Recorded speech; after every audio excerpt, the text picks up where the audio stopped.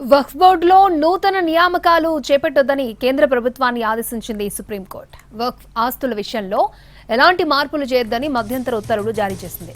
Waqf by user ఆస్తులను denotify చేయొద్దని ఆదేశించింది. వక్ఫ్ చట్టంపై CJI justice Sanjiv Khanna, justice Sanjay Kumar, justice KV Viswanathan bench విచారణ జరిపింది. పూర్తి స్థాయి వివరణ ఇచ్చేందుకు వారం రోజుల గడువు కోరింది కేంద్ర ప్రభుత్వం. దీంతో సమగ్ర వివరణ ఇచ్చేందుకు వారం రోజులు గడువిచ్చింది సుప్రీంకోర్టు. పిటిషనర్లు లేవనెత్తిన అంశాలపై వారం రోజుల్లో అఫిడవిట్ దాఖలు చేయాలని కేంద్ర ప్రభుత్వాన్ని ఆదేశించింది. వక్ఫ్ చట్టంపై పూర్తి స్థాయి స్టే విధించేందుకు సర్వోన్నత న్యాయస్థానం నిరాకరించింది. నోడల్ కౌన్సిల్ ఏర్పాటు చేయాలని కేంద్రానికి సూచించింది. తదుపరి విచారణను మే 5వ తేదీకి వాయిదా వేసింది.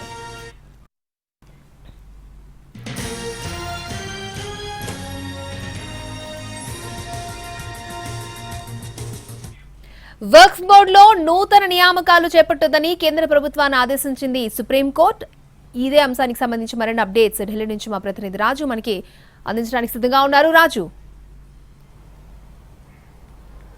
అక్షయ, కొత్తగా తీసుకొచ్చినటువంటి వక్ఫ్ చట్టాన్ని ఛాలెంజ్ చేస్తూ సుప్రీంకోర్టులో దాఖలైనటువంటి పిటిషన్లపైన రెండో రోజు కూడా విచారణ కొనసాగిందని చెప్పుకోవచ్చు. నిన్న విచారణ సందర్భంగా పిటిషనర్ల తరపు వాదనలు వినిపించారు. ముఖ్యంగా వక్ఫ్ బోర్డుకు సంబంధించినటువంటి వ్యవహారంలో కొత్తగా కేంద్రం ఏ విధంగానైతే గత చట్టాన్ని మార్పులు చేస్తూ తీసుకువస్తూ దాన్ని అమలు చేయడం ఖచ్చితంగా ఇది మతపరమైనటువంటి స్వేచ్ఛకు భంగం కలిగించడమే. పైగా వక్ఫ్కు సంబంధించి ఏ విధంగానైతే వక్ఫ్ బోర్డుల్లో అన్య మతస్థులను చేర్చడం మాత్రం సరైంది కాదు. అంతేకాదు వక్ఫ్ ఆస్తులకు సంబంధించి కొత్త చట్టంలో తీసుకొచ్చినటువంటి అంశాలు కూడా సరైనవి కావు. ఈ చట్టాన్ని స్టే చేయాలంటూ సుప్రీంకోర్టులో వాదనలు వినిపించారు. అయితే వాటికి సంబంధించి రెండో రోజు అంటే ఈ రోజు కూడా ప్రధానంగా విచారణ జరిగింది. ఈ సందర్భంగా ఎవరైతే పిటిషనర్లు ఉన్నారో వాళ్ళు లేవనెత్తినటువంటి అంశాలపైన కేంద్ర ప్రభుత్వం నుంచి సరైనటువంటి సవివరంగా ఒక కౌంటర్ దాఖలు చేయాలని చెప్పి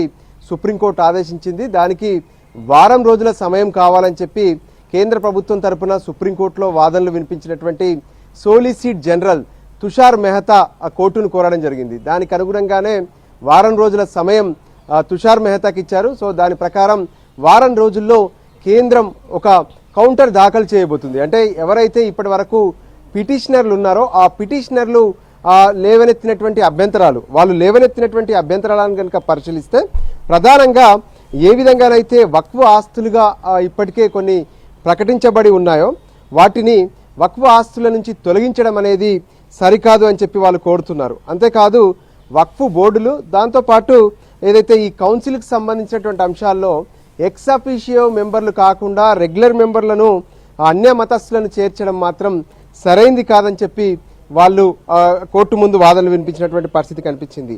అంతేకాదు వక్ఫ్ స్థలాలకు సంబంధించినటువంటి నిర్ధారణ కలెక్టర్లకు కల్పించినటువంటి అధికారాలపైన కూడా పలు ప్రశ్నలు లేవనెత్తుతున్నారు. అయితే ఈ వక్ఫ్ చట్టం పైన ఏదైతే దాఖలైనటువంటి పిటిషన్లు ఉన్నాయో ఈ పిటిషన్లు అన్నిటినీ విచారించడం కష్టంగా ఉంటుంది.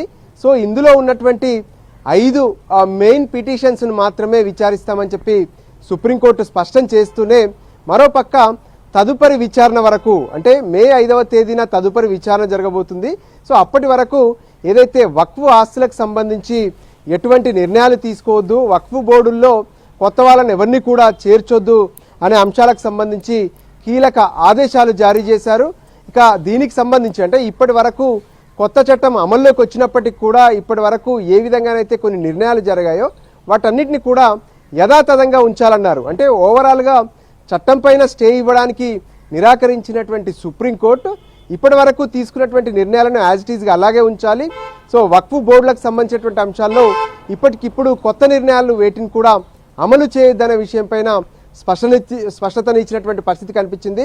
అదే సమయంలో ఏ విధంగానైతే అంటే వక్ఫ్ బోర్డుల్లో అన్య మతస్థులకు అవకాశం ఇస్తూ కొత్త చట్టం తీసుకొచ్చారు.